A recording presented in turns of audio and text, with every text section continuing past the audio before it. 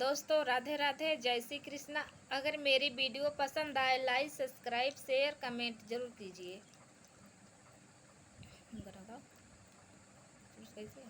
बैनी पान पतर मोर मुआ तुरिया संग बसियन जाऊ माही जन तो पतुरिया संग बसी गईन हो।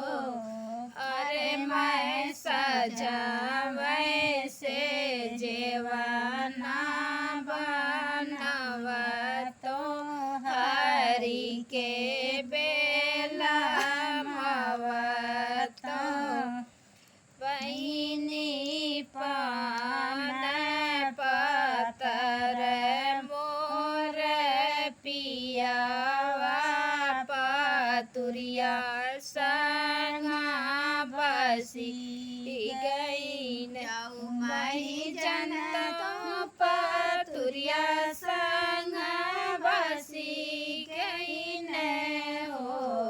अरे मैं सजावे से गेड़ुआ भरव तो हरि के बेला मवतो बहिनी पान पतर मोर पियावा पतुरिया संग बसी गईन जाऊ मही जन तो पतुरिया संग बसी गईन हो।